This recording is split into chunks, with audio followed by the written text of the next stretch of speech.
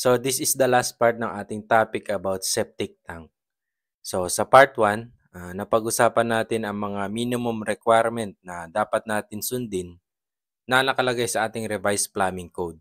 Sa part 2 naman, itinuro ko sa inyo kung paano mag-design ng septic tank. At dito sa last part ng ating topic about septic tank, which is part 3, alamin naman natin kung magkano ang magagastos natin sa pagpapatayo ng isang septic tank.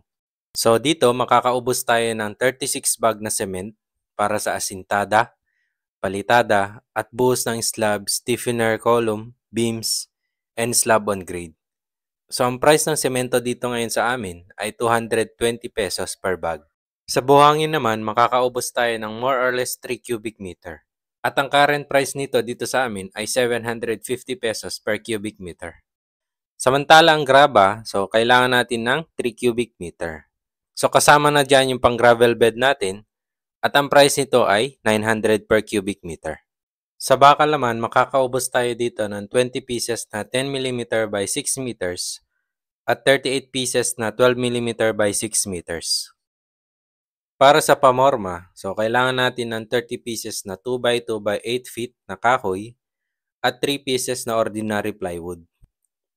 Sa hollow blocks naman, so meron tayong 4 inches at 5 inches.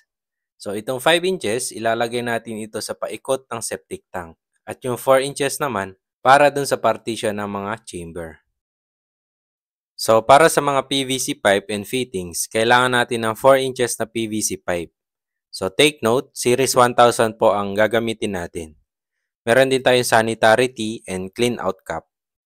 Para sa mga consumables naman natin like pako, tie wire o GI wire at PVC solvent, so mag-alat lang tayo ng at least 1,500 pesos.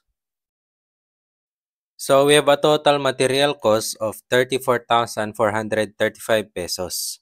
Ang labor naman nito, so usually, kapag pinapapakyaw namin ito, ang ganitong kalaking septic tank ay umaabot ng 12,500. Kasama na dyan lahat-lahat from excavation, masonry, up to finishing. So total, meron tayong 46,935. So take note, pwede pa itong bumaba at pwede rin itong tumaas depende sa price ng materyales sa inyong lugar.